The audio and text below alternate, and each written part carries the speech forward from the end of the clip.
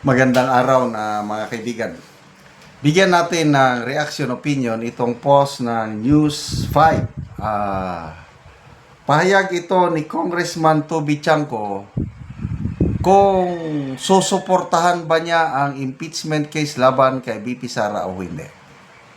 Ito, magandang kanyang pahayag. Sabi niya, if come February 6, wala pang big fish, ibig sabihin at least si Saldico hindi pa na ibabalik dito, hindi ako makikiisa sa impeachment complaint laban kay BP Sara. Wow! Galing ano? So to me, this is good news. Mayroong matinong kongresista, Congressman Toby Chanco, na wag na. Ano ba yan? Kasi last time, nung last year, hindi siya pumirma. So, most likely, ako, opinion ko lang ito, hindi rin siya pipirma. Dahil, mas malala itong nangyaring korupsyon sa flood control. Yung mga big fish na hinahanap niya, agree ako niyan. Magkano lang yung kini-question kay BP Sara, yung may notice of disallowance na 73 million lang yun.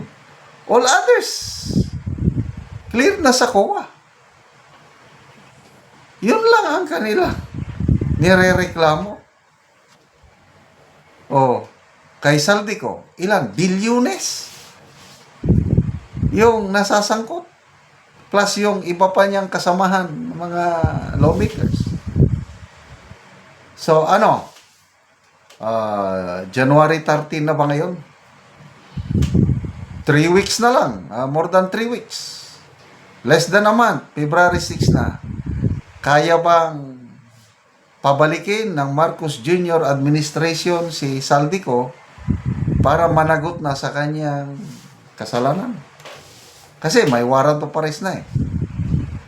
It's just a matter of finding Saldico.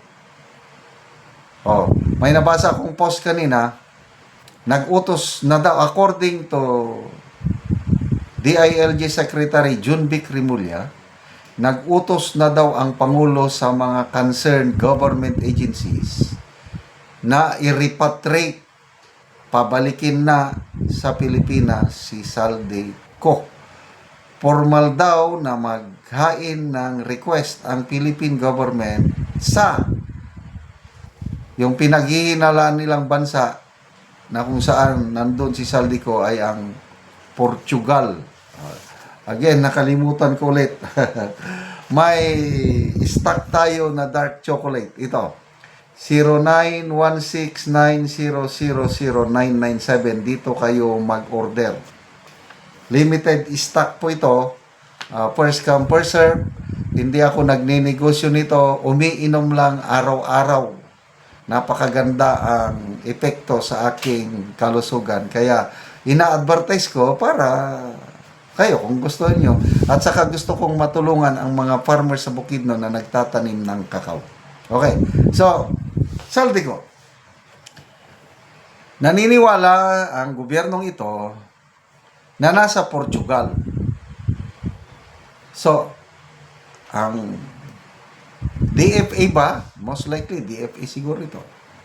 Magre-request sa Portuguese government na i-repatriate nila, pabalikin nila, i-turn over nila si Saldico sa Pilipinas. But the problem, meron bang extradition treaty ang Pilipinas at ang Portuguese government? The answer is none. Kaya itong utos ng Pangulong ito is suntok sa buwan. Hindi mo pwedeng maobliga ang isang bansa na wala namang kasunduan sa iyo. Lalo na, Portugal, mas malakas na bansa ito, mas mayaman kumpara sa atin.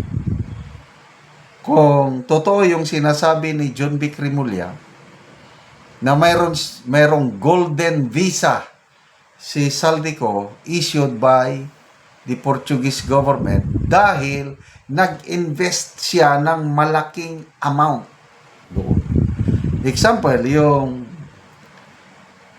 kay Defense Secretary Gilbert Chodoro na inamin niya na meron siyang Maltese passport. Citizen siya ng Malta noon. Again, another European country. Kailang isinorender na daw. Okay, daw. Ano?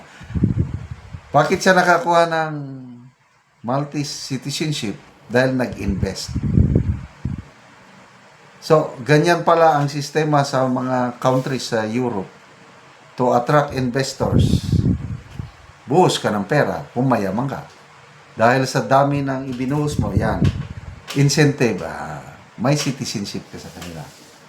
So kung totoo itong sinasabi ni John Vic Rimulya, parang VIP status si Saldico sa Portugal. So ano sa tingin nyo? Just a mere request ng Philippine government is ito turn over nila yung VIP citizen nila na nag-invest ng I don't know how many billions of ano bang pera ng ano hindi ko alam ng pera euro pala. Portugal, kuan ba ito? Member ba ng European country? European Union, I'm not sure, basta malaki. So opinion ko lang ito, February 6 suntok sa buwan, malabo. Hindi nila mapapabalik si Saldico. Parang, ano na ito si Saldico? Parang General Bantag na eh. General Bantag, nandito lang sa Pilipinas. Magtatatlong taon na, hindi pa rin nila nahuhuli. Sinasabi nila, nasa Kalinga daw. Umalma naman ang mga taga-Kalinga. Oy, wala dito dahil hindi siya member ng any of the Kalinga tribe. Yung pala, ang tribo ni General Bantag is more of mistizo ng Benguet at saka Ifugao.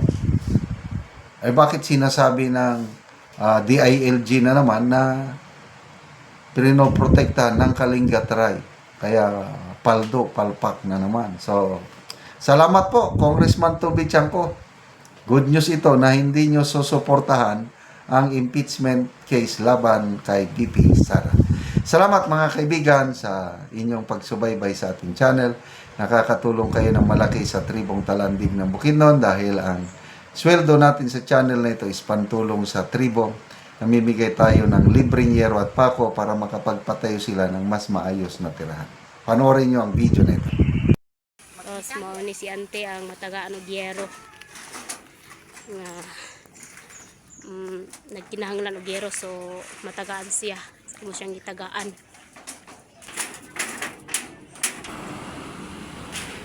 So mo ni ang hitsura sa balay ni ante, so amo siyang gitagaan og yero aron makaatop. So ato pang sudlon ang dito sa sulod karon aron atong makita ang kahimtang sa iyang balay nga kuan na gid kaayo, guba na gid kaayo ang mga yero. So kuan na gid kaayo, guba na gid kaayo, makita gid nimo nga lugid kasi ante. So diri nga side sa likod sa balay ni ante. So loy kay kahimtang ni ante kay si ante usa siya kabalo. So ang iyang kahimtang dili lalim nga kuan kay buslot na kayang mga yero. So mao ni ang ilang ginapuy-an. So atong sudlon dito sa sulod sa ilang abuhan. So agoy makita nimo nga tanawa loy kayo ang kahimtang ni ante kay buslot na day kayo ang iyang yero. So wala na daw sila masilungan. So kung muulan basa na gid kaayo ang ilang kahimtang. So ginapuy-an pa gid nila ay na sila mga gamit.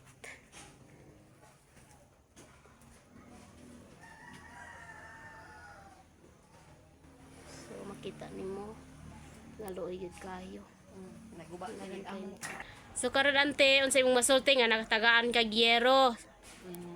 akong masulti lang Na gyud makaatop kayo. na gyud ka. Oh, dako na gyud kay akong pasalamat nga nakaatop ko una, pasalamatan ako ang Ginoo nga gidungog gyud akong Pila na dai ni ka tuig ante?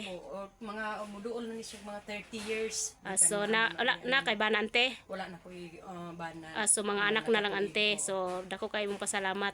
Dako kay akong pasalamat sa nagdumala niini labi na sa nagdala og labaw sa tanan sa Ginoo. nga Sige ginungog ante, gyud akong mga salamat pangaluto kayo. nga na makaatop na gyud ko. Makaatop. Minaot ko nga daghan pag gyud parehas nako nga matabangan. Sige ante, salamat. Sa tanan.